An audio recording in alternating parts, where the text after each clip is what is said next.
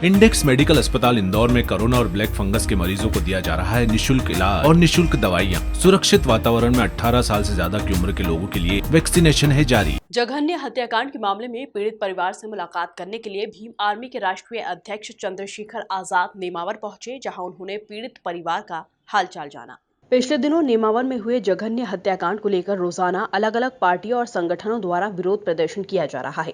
इसी बीच भीम आर्मी के राष्ट्रीय अध्यक्ष चंद्रशेखर आजाद पीड़ित परिवार से मिलने के लिए पहुंचे, जहां उन्होंने पीड़ित परिवार से मुलाकात कर शोक संवेदना व्यक्त की। साथ ही पीड़ितों को न्याय दिलवाने का भी आश्वासन दिया। ऐसे हीनियस क्राइम के आरोपियों को देवास जेल में क्या इसको सेंट्रल जेल में रखना चाहिए था इंदौर। तो जिनको सत्ता का संरक्षण है वो तो वहाँ भी मौज में होंगे, मर तो हमारे लोग गए हैं। और मैंने कहा कि वो तेजाब और वो यूरिया और वो नमक जो है उन बच्चों पे नहीं, वो हमारे पूरे समाज के ऊपर फेंका गया है और हम इसको इस दर्द को भूलेंगे नहीं जब तक उनको सजा नहीं मिलेगी। मैं स्थानीय मीडिया का धन्यवाद करता हूँ, लेकिन मैं जहाँ मैं रहता हूँ दिल्ली में, वहाँ अगर नाली का वो भी हट जाए तो भी चर्चाएं होती है, डिबेट होती है। अगर कोई स्टेटमेंट देता तब डिबेट होती है, लेकिन 5 लोगों की हत्या हुई और मेन स्ट्रीम मीडिया चुप है, वो कोई चर्चा नहीं कर रहा है। क्या मानव अधिकार आयोग कहाँ है? आज सारे नेशनल न्यूज चैनलों पर यह खबर चल रही है। महिला आयोग कहाँ है? और अगर चल रही है तो मुख्यमंत्री क्यों नहीं आ रहे? मुख्यमंत्री किसको बचाना चाहते हैं आखिर? क्यों सीबीआई जांच की मांग नहीं कर रहे हैं जब पीड़ित परिवार चाहता है? क्यों उसके ऑर्डर नहीं कर रहे हैं? तो मैं समझता हूँ कि मीडिया, जिन मीडिया के साथियों ने धन्यवाद जी मदद की, जिनकी वजह से हम यहाँ पहुँच पाए, उनका धन्यवाद करते हैं।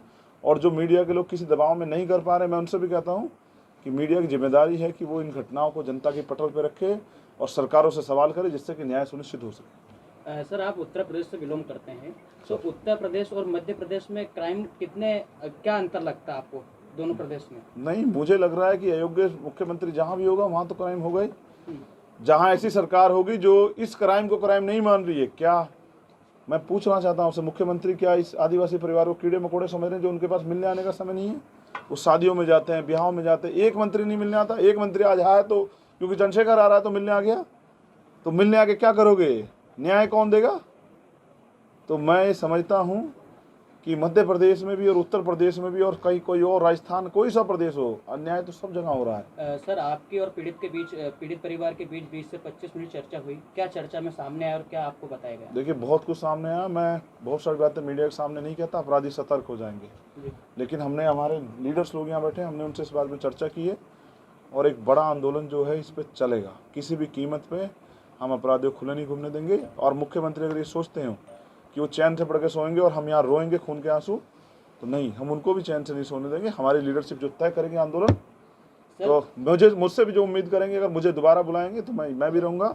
मगर मैं अब कल दिल्ली से हमने तय किया कि हम अपनी लीडरशिप से बात करके जल्दी जो है मध्य प्रदेश भवन का घेराव करेंगे दिल्ली में, और जो बाकी यहाँ जो भी आंदोलन होगा वो यहाँ की लीडरशिप जो तय करेगी, हम उसके साथ खड़े रहेंगे। सर, आपके और यहाँ के कार्यकर्ताओं, जेएस पार्टी कार्यकर्ताओं के बीच बंद कमरे में चर्चा हुई। सर, आगामी क्या तैयारी आपकी? यही चर्चा है कि अकेले अकेले क्यों मरे, जब लड़ाई एक है, रास्ता एक है, और जब एक जैसे लोग उसे पीड़ित हैं और अधिकार एक जैसे लोग छीन रहे, तो क्यों नहीं मिलकर लड़ रहे हैं?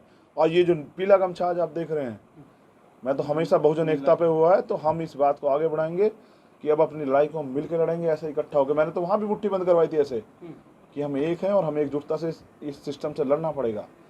और क्योंकि हमारा राज नहीं तो हमें सहना तो पड़ेगा ही, लेकिन अगर हमारे लोग तैयार हो जाए मध्य प्रदेश के, तो यहाँ राज भी बदल सकता है। तो धन्यवाद मीडिया के सभी साथियों का, और आशा उम्मीद करूँगा कि इस मामले में जैसे जो आगे होगा आप उसको उठाते रहेंगे, जिससे कि एक परिवार को न्याय मिले, क्योंकि ये बहन बेटी कल किसी और की भी हो सकती है। धन्यवाद। सर, अभी कुछ समय पहले सर एक लोग एकत्रित हुए थे संगठन के। सर, वहाँ पे मीडिया के मुर्दाबाद के नारे भी लगाए गए थे और मीडिया का विरोध किया गया था सर, जिसके वीडियो सोशल मीडिया पे वायरल हुए थे और यहाँ के स्थानीय कार्यकर्ताओं को ये जानकारी है। देखिए, मैं समझता हूँ कि विरोध है जनता का, और ये कभी कभी नेताओं को भी सहना पड़ता, मीडिया को भी सहना चाहिए, क्योंकि बड़ी घटनाएं जब होती तो जनता के अंदर आक्रोश होता है। मगर मैं तो धन्यवाद कर रहा हूँ आपका, और मैं दोबारा भी धन्यवाद कर देता हूँ आपके सहयोग के लिए, इस पहल के लिए, क्योंकि सरकार के खिलाफ आवाज़ उठाना, मीडिया के लोग, मैं तो दिल्ली में रहता हूँ, सीबीआई की ईडी वाले आ जाते हैं, इनकम टैक्स वाले आ जाते हैं, आईबी वाले आ जाते हैं, तो मीडिया के लोग जो कर रहे हैं उनका धन्यवाद, जो नहीं कर रहे हैं उनको भी करना चाहिए। ठीक है। इस दौरान चंद्रशेखर आजाद के साथ साथ बड़ी संख्या में भीम आर्मी के सदस्य भी नेमावर पहुंचे थे।